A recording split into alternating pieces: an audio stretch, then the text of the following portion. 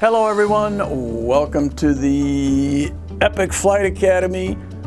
My name is Mike Thompson and you're participating in the Private Pilot Ground School.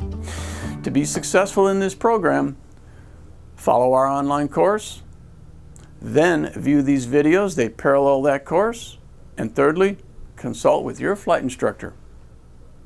So let's get going. What's our topic today? Today we want to talk about the TFR, or Temporary Flight Restriction, and related to that, possible intercept procedures. So let's talk about these TFRs, temporary flight restrictions, and again, just like the name implies, they are temporary. When there is a major event or an event of large size, two examples I can give you right off the top of my head, maybe the Super Bowl or the State of the Union address in Washington, D.C. Activities like this typically cause the FAA to issue a temporary flight restriction, or a TFR. Now, the FAA tries to make it pretty widely known when these are issued and where exactly they are. But I'll tell you, a great resource for us as pilots, the FAA puts this on their website, the FAA TFR website. So if you have any doubt whatsoever, an excellent resource is to use that website and find out exactly where the TFR is, what's the dimensions of it, and when and for how long is it active. So these are regulatory and they're temporary, and they restrict aircraft from operating within a defined area to protect persons or property in the air and on the ground. Now, when TFRs are issued, a NOTAM will be issued. So, are all TFRs temporary? Now, we have temporary in the name, and I just told you that they're temporary. However, there is such a thing as a blanket TFR. They're not that common, but they are out there. And if you fly down in the Florida area, especially Central Florida, anywhere near Orlando, you might be familiar with Disney World. Well, Disney World has what we call a blanket TFR. It's a temporary flight restriction, but by blanket, the FAA means it's constantly in operation. So, I can't fly over Mickey Mouse's house and wave from my airplane? No, no, you can't. That's a blanket TFR. So, if I'm not really paying attention to my NOTAMs, which means I didn't do a thorough pre-flight, and I haven't visited the FAA's TFR website, which means I'm not making myself aware of all available information concerning my flight, and I somehow accidentally say, oops, I flew my aircraft into temporarily flight restricted airspace. Well, what's going to happen? Do I just go on my merry way? What's going to happen, ladies and gentlemen, is most likely you will be intercepted. You will be intercepted by a military aircraft, either a fighter jet or a helicopter. Now, when the military conducts these intercept operations, they do so in three phases. Phase 1 is the approach phase. Phase 2 is the identification phase. And phase 3 is what they call post-intercept. Now, during the approach phase, the intercepting aircraft will come up from behind you and under you and cross up usually towards your left wingtip. Then in the identification phase, they will start to close in on your aircraft and try to get a positive ID and establish communication.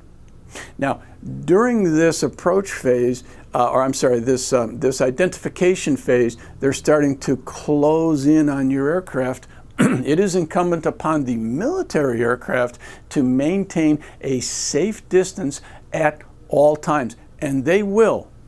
The best thing for me to do in my airplane is just stay calm, hold it straight and level, constant altitude, and communicate with the intercept aircraft. They will maintain a safe distance. So when I see that F-16 on my left wingtip, or that Black Hawk helicopter on my left wingtip, and I say to myself, uh-oh, Mike, you forgot there's a rocket launch at Titusville and you just blew through this TFR. Uh-oh, this is not going to be good. What do? Stay calm, stay straight and level, and switch my communication frequency to 121.5 or 243.0. Now, 121.5 is a VHF frequency that you can dial in your aircraft. 243.0 is a UHF frequency. That's a military frequency. That's an ultra-high frequency radio, and you don't have that radio on your aircraft, so you can just forget about it. You don't need to worry about it. If you're flying a G1000, you can reach up and press that little arrow that swaps the frequencies. You can hold that arrow down. If you hold it down for a couple of seconds, it will automatically tune your radio to 121.5. Then what you should do is reach down to your transponder and dial in the emergency code. Who remembers what the emergency code is? If you said 7700, you're correct. So hold that frequency switching arrow for a couple of seconds. We got 121.5. Reach down, dial in 7700, and you'll be talking on the radio to that intercept pilot and probably ATC at the same time. Now, there's not going to be a lot of conversation. At this point, we move to what we call the post-intercept phase. And when the intercept aircraft sees that you are not a threat and you're talking to them and you're going to comply with their instructions, they are going to give you some instructions. They are going to fly in a direction, and that means follow me. Now, usually what they'll do is they'll come underneath your aircraft, up, and cross in front of you. And if they cross to the right, that means I should turn to the right and follow them. They come up and cross in front of me to the left, that means I should turn to the left and follow them. Same thing if it's a helicopter. They turn, they expect you to follow them. When you follow them, you want to follow in what we call trail position. Now, trail position means not directly behind. Okay, I don't want to be immediately behind them. When I trail, I'm going to be behind and off to one side. So here you can see an example of trail position. The aircraft is behind them, but off to one side, and where they go, you go. That's intercept. And then you're going to land, and once you land, then a whole new set of procedures kicks in. You're going to have your rights as a civilian pilot, and et cetera, and that's a whole nother topic. This information about in-flight intercept procedures is found in the Aeronautical Information Manual, Chapter 5, Section 6. So please review that with your flight instructor. Now, the last piece of airspace that we want to talk about is what we call, for short, a SAFER. Now, that's not really what it is. That's just what we call it for short. It's an SFRA. SFRA, that's Special Flight Rules Area. And the Special Flight Rules Area, again, exactly what it says, the FAA has come up with some special flight rules for a particular area because of some concern. Let me give you two examples. One example is out near Phoenix, Arizona, where we have Luke Air Force Base in close proximity to the Deer Valley Airport. And approaching and departing aircraft can sometimes come into relatively hazardous